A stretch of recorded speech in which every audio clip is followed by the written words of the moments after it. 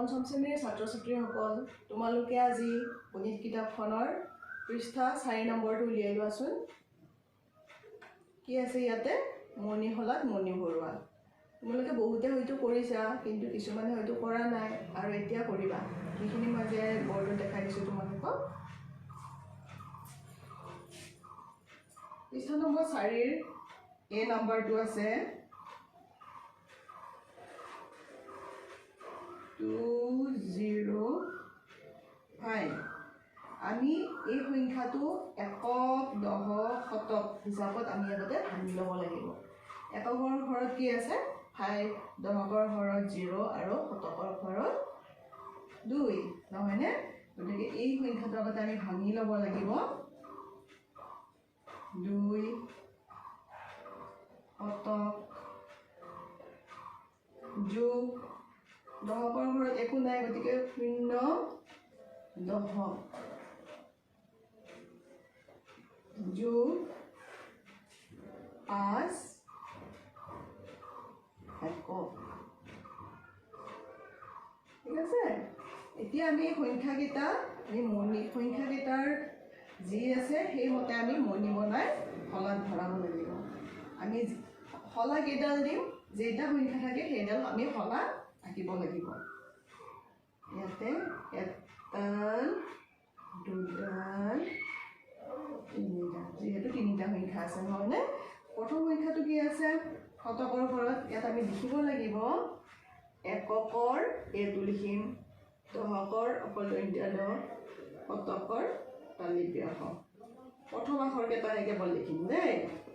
গোটেই সম্পূৰ্ণ নিলিখিলে হ'ব। শতক, দশক, একক এনেকৈ নিলিখিলে হ'ব।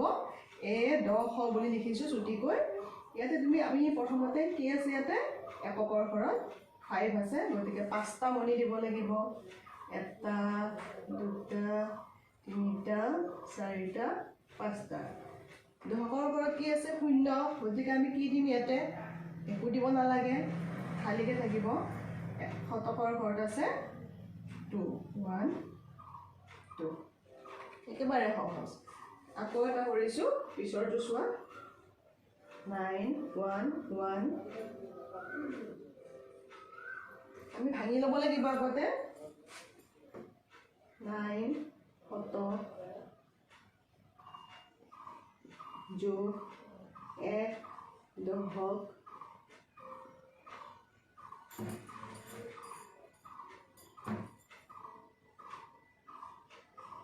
যোগ 1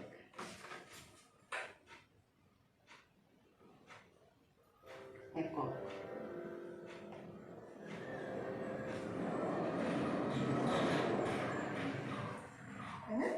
এইটো আমি মণি যদি ভৰাব লগা হয়, আমি কেইডাল শলাত আনিম? এনেকৈ, যিহেতু 1, 2, 3টা সংখ্যা আছে, আমি 3ডাল শলাত আনিম। 1ডাল, 2ডাল, 3ডাল। ইয়াতে কি লিখিম? একক, দশক, শতক। এককৰ ঘৰত কি আছে? 1 আছে, গতিকে এটা মণি।